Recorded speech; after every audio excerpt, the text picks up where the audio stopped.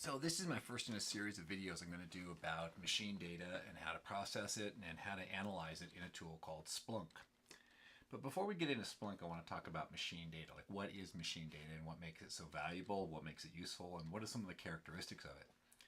Machine data is data that comes off of, say, hardware servers, devices that collect data, anything that basically spits out data automatically. So we're not talking about data that's being keyed in by users, not necessarily database data, for example, but this is data coming off of devices. This is really important now because of this whole world of what they're calling the Internet of Things. Everything that you hear about as being part of the Internet of Things spits out data. And this data we're going to refer to as machine data.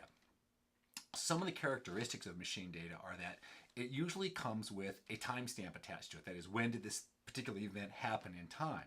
And the data that comes off it is also, it's important that it's text data. It's not data that's, say, binary data or data that needs to be decoded somehow. It's usually text data telling you something about, say, a value. Say if it's a device that's measuring, water flow through a creek or something like that, the values would be readable as, flow equals this, a numeric value. But it's readable data. It's text data. And you can have multiple things in each column as it comes through. You could have, the salinity of the water, you could have the flow of the water, but it's important that it all comes through as text.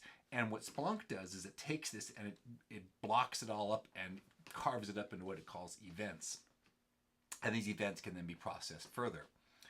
So it's operational data primarily. This is data about the operation of a device, the operation of a process. Web servers are a perfect example. Web servers spit out system logs all the time.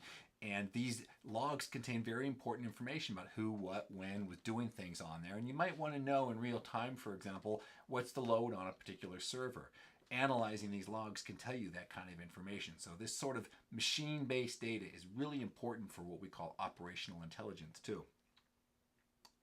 You might want to look at your machine data and you might not know what you're seeing in the data. You might just want to reveal some patterns in the data. So you want tools that allow you to explore your data in very rich ways, but also in very flexible ways. Maybe look at things by averages, look at things by sums, maybe by counting events, a lot of different ways that you might want to look at your data.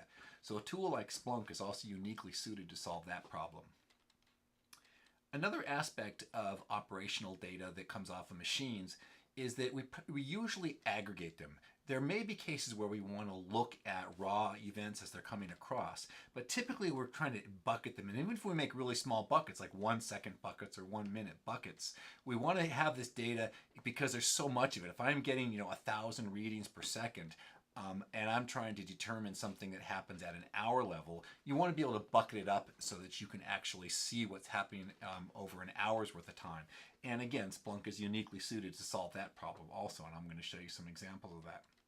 So for the purposes of our demonstration today, I'm going to use a device called a Raspberry Pi. And what a Raspberry Pi is a small Linux computer about this big, and it lets you connect things to it, write scripts, network, do all kinds of really cool stuff with it. And what I've done with mine is I've attached this kit which allows it to collect medical data. And this is my Raspberry Pi. And what you see on top of it here is the medical kit that attaches to it.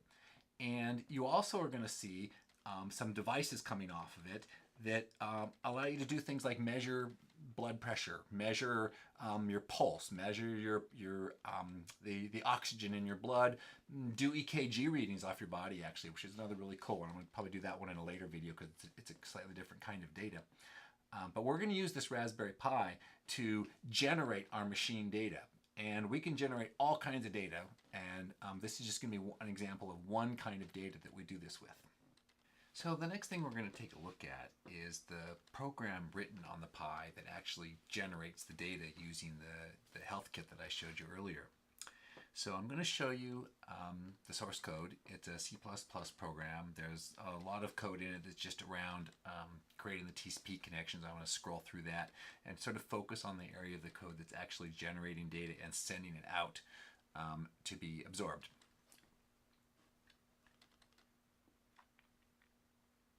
So what you're looking at now is the program. So we've got some include statements up top. Most of this stuff in the preamble in the top area here is really just about creating a TCP connection. And this TCP connection is just a generic library. I copied and pasted it to generate good IP addresses and all that kind of good stuff. But the main part of the program is down here. And what this part of the program does is it basically connects to a host and creates a client and sets up a connection to the host on a particular port. And then it has some data points in here. It's got the beats per minute, the respiration, the pulse oxygen saturation, and it just creates a loop. And in this loop, I'm not doing the respiration in this version right here. I'm just going to do the oxygen saturation and the beats per minute.